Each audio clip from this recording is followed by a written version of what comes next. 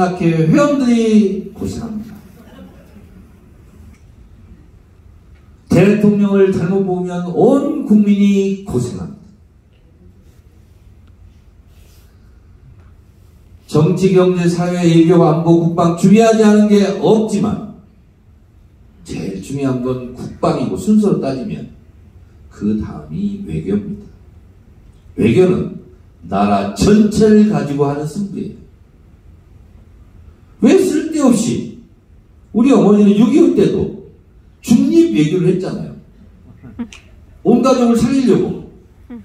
그렇잖아요?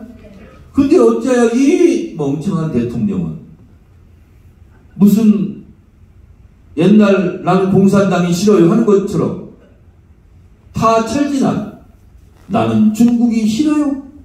왜 그 말을 하냐고. 그러니까 중국에서 한국 물건을 안 사주잖아요.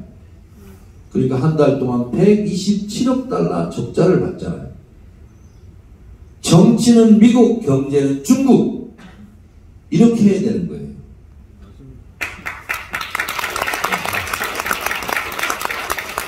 미국에 수출하는 양 플러스 일본에게 수출하는 양을 더한 거예요. 2배를 중국이 사고 있어요. 중국이 안 사면 대한민국 수출량의 25%가 날아가는 겁니다.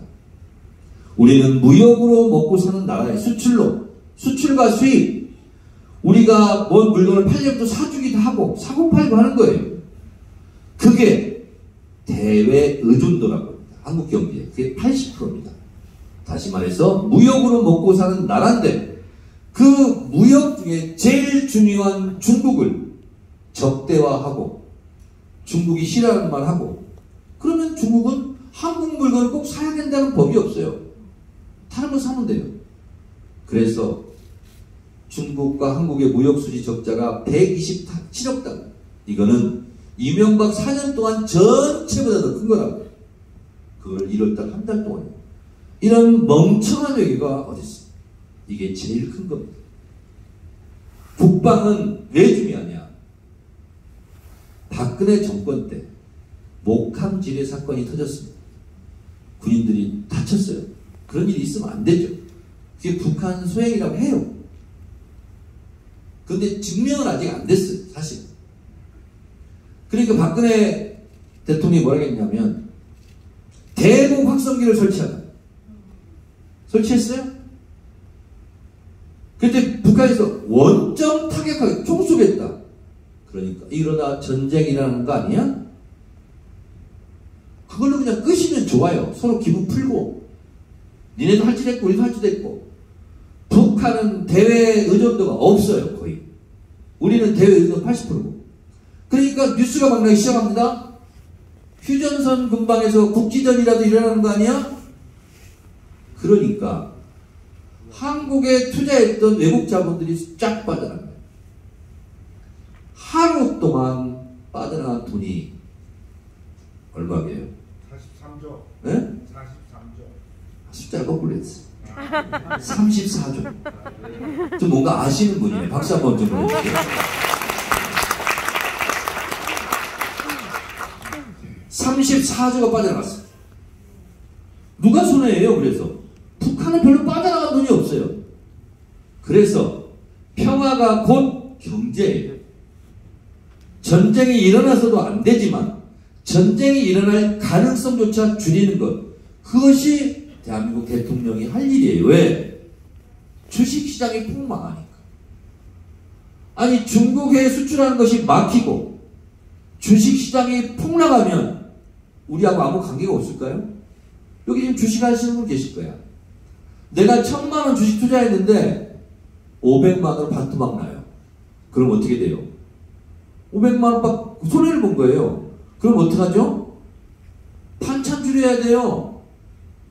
소고기 사 먹고 돼지 사 먹고 돼지고기 사 먹도 그냥 돼지국밥으로 만족하자. 이렇게 되는 거거든요. 삶의 질이 팍 떨어지는 거예요. 저는 참고로 돼지국밥을 제일 좋아합니다. 부산 가면 돼지국밥만 먹습니다. 우리가 대한민국이 이만큼 올 수 있었던 것은 그나마 3명의 대통령을 잘 뽑았기 때문입니다. 그 이유를 5분간 압축하고 김경지 위원장님을 모시겠습니다. 우리가 10대 경제대국, 10대 경제대국 얘기하죠? 네.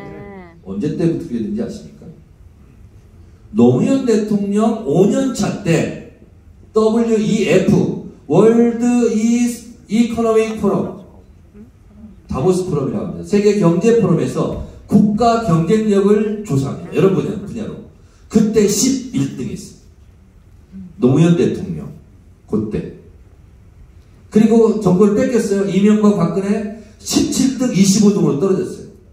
문재인 대통령이 다시 되고 첫 해에 17등으로 진입해서 지금 10등 안팎을 하고 있는 겁니다. 너무 잘했죠. 맞습니다. 잘했어요. 제 친구가 미국에 이민을 갔어요.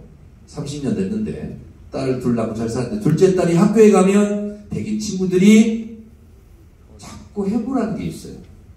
무궁화 꽃이 피었습니다. 이거 한국 원어 발음으로 해보라고. 애들이 오징어 게임, BTS에 열광합니다. 너무너무 자부심이 있어요. 그게 갑자기 이루어졌느냐? 그렇지 않습니다. 해안이 있었던 대통령, 김대중 대통령 때 문화예술 정책에 대한 대전환이 일어났어요. 지원을 하되 간섭을 하지 마라. 그리고 세배를 늘립니다. 그리고 가위질을 안 해요. 문화예술인들의 창작의 자유를 보장하겠다. 그래서 나온 영화가 JSA 웰컴 투 동막골. 거기로부터 한류가 시작된 겁니다.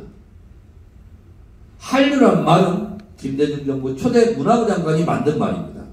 그래서 여기까지 BTS가 올 수 있었어요. 그래서 문화 강국이 됐고요. 대한민국이 코로나를 거치면서 가장 피해가 적은 국가, 방역의 모범 국가가 됐는데 그 이유가 뭐냐? 코로나 바이러스 감염 경로 추적 능력이 대한민국 1등이었기 때문이었습니다. 코로나 바이러스 감염 경로 추적 능력이 1등이라는 이유는 인터넷이 1등이라는 거예요. 그 인터넷이 1등인 이유는 김대중 대통령 때 인터넷망을 다 깔았기 때문에 가능한 거예요. 한 나라의 지도자 대통령을 누구를 뽑는가에 따라서 그 20년 후에 그 국가가 선진국으로 우뚝 서느냐 마느냐인 거죠.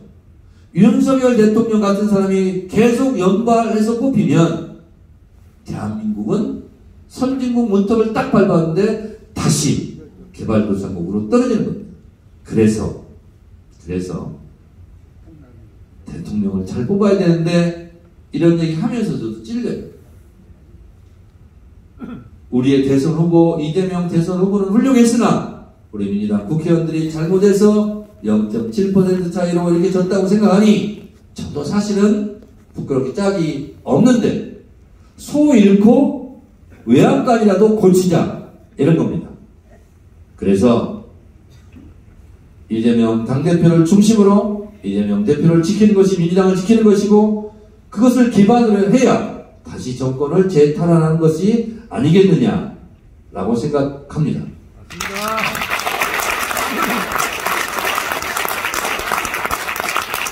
박순근 여사들이 그 생고생 고생하면서 그리고 김대중 대통령, 노무현 대통령, 문재인 대통령을 거치면서 유엔에서 첫 번째로 공식적으로 인정한 선진국이 대한민국인데 그리고 전세계 무역량 세계 등수가 우리가 239개 국가 중에서 우리가 7등입니다.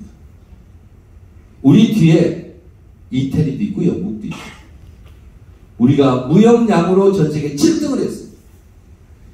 이대로 가다가는 17등으로 떨어질 수도 있고 27등으로 떨어질 수도 있어요.